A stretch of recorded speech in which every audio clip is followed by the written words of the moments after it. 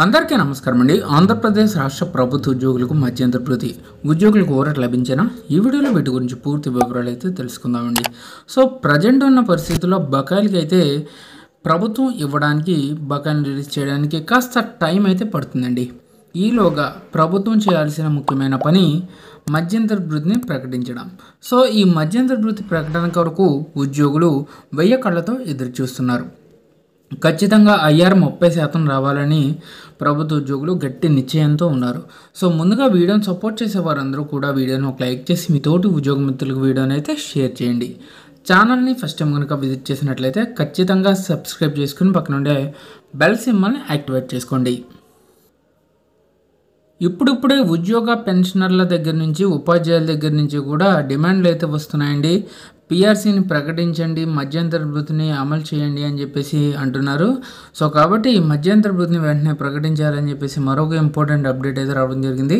ప్రభుత్వ ఉద్యోగ ఉపాధ్యాయులకు సంబంధించి మధ్యంతర భృతిని వెంటనే ప్రకటించాలని ప్రభుత్వాన్ని forum of registered teachers organisation ఫోటో నాయకులు డిమాండ్ చేశారండి.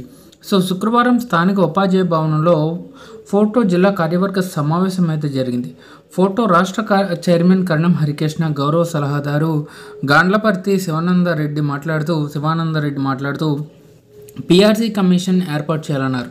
కరువు బచ్చం బకాయిలు, గత పిఆర్సీ బకాయిలను వెంటనే చెల్లించేలా చర్యలు తీసుకోవాలని కోరారు. అలాగే మేనేజ్మెంట్ వారీగా ఉపాధ్యాయులకు ప్రమోషన్స్ అయితే చేపట్టాలన్నారు.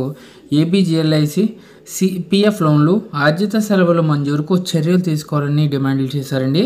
సో అనంతరం ఇటీవలే ఎస్ఎల్టీఏ రాష్ట్ర ప్రధాన కార్యదర్శిగా ఎన్నికైన గాండ్లపర్తి శివానందరెడ్డిని సన్మానించారు. సమావేశంలో ఫోటో జిల్లా సెక్రటరీ జనరల్ గాలి వెంకట నారాయణరెడ్డి, నాయకులు ఆదిశేషయ్య, వేణుగోపాల్, పివి శ్రీనివాసులు తదితరులు అయితే పాల్గొన్నారండి.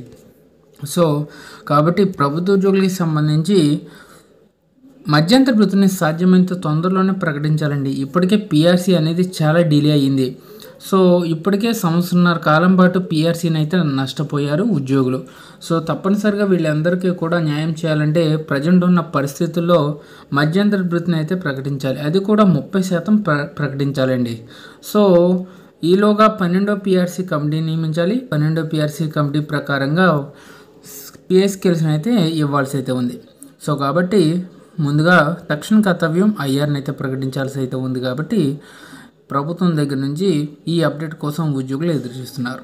సో ఇదండి వాళ్ళ ఎంప్లాయీస్ నుంచి వచ్చిన updates. For more updates subscribe to our channel. Thank you.